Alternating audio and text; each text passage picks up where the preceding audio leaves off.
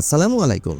দেশ এবং দেশের বাইরে যে যেখান থেকে শুনছেন সবাইকে স্পোর্টস বাংলা আপডেট চ্যানেল থেকে জানাচ্ছি শুভেচ্ছা। চলে এলাম আরও কিছু নতুন আপডেট নিয়ে। আর্জেন্টিনা ফুটবলে বর্তমানে এক নজিরবিহীন নাটকীয়তা চলছে।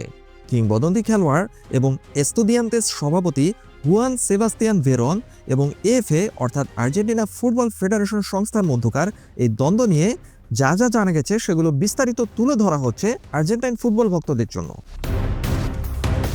প্রাক্তন আর্জেন্টাইন তারকা ভেরনের 6 মাসের নিষেধাজ্ঞা দিয়েছে আর্জেন্টিনা ফুটবল ফেডারেশন। তৈরি হয়েছে আর্জেন্টিনা ফুটবলে এক নতুন বিতর্ক। মাঠে খেলা চললেও পর্দার আড়ালে আর্জেন্টিনা ফুটবল ফেডারেশন এবং ক্লাবগুলোর মধ্যে চলছে এক তুমুল যুদ্ধ, যার সর্বশেষ শিকার হচ্ছেন এস্তুদিয়ান্তেস সভাপতি হুয়ান সেবাস্তিয়ান ভেরন।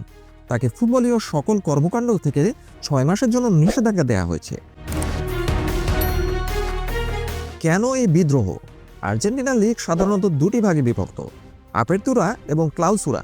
গত সপ্তাহ পর্যন্ত নিয়ম ছিল পুরো বছর মিলিয়ে যারা সবচেয়ে বেশি পয়েন্ট পাবে তারা কেবল কোপা লিবার্তাদোরেস খেলার সুযোগ পাবে। কিন্তু হঠাৎ করে এএফএ এই নিয়ম বদল করে ঘোষণা করে যে সম্মিলিতভাবে সর্বোচ্চ পয়েন্ট পাওয়া দলই হবে লিগ চ্যাম্পিয়ন। আর এই নিয়মে অ্যাঞ্জেল ডি মারিয়ার রোজারিও সেন্ট্রাল চ্যাম্পিয়ন ঘোষিত হয়।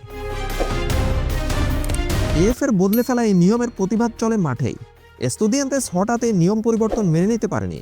এ কারণে রোজারিও সেন্ট্রালের বিপক্ষে ম্যাচের আগে প্রথা অনুযায়ী গার্ডো বানার দিতে অস্বীকার করে হুয়ান সেবাস্তিয়ান ভেরনের দল এস্তুদিয়ান্তেস। রোজারিওর খেলোয়াড়রা যখন মাঠে ঢুকছিলেন তখন ভেরনের খেলোয়াড়রা তাদের দিকে পিঠ ফিরিয়ে দাঁড়িয়ে প্রতিবাদ জানান। আর এর পেছনে ভেরনের উস্কানি দেখছে এএফএ। যদিও ম্যাচটি এস্তুদিয়ান্তেস 1-0 গোলে জিতে নিয়েছে, কিন্তু এএফএ একে একটি অশোভন আচরণ হিসেবে গণ্য করেছে এবং এ কারণে এস্তুদিয়ান্তেসের সভাপতি ভেরনকে নিষেধাজ্ঞা দিয়েছে এএফএ।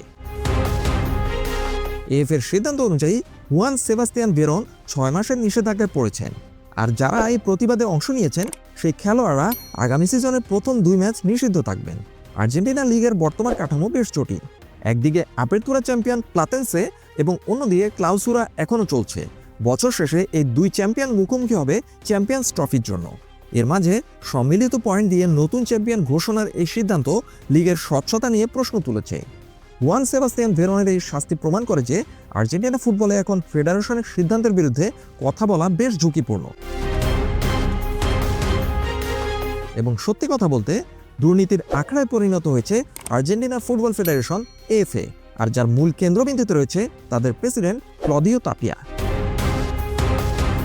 আপাতত এ পর্যন্তই। সবাই ভালো থাকুন, সুস্থ থাকুন, নিরাপদে থাকুন এই প্রত্যাশায় আল্লাহ হাফেজ।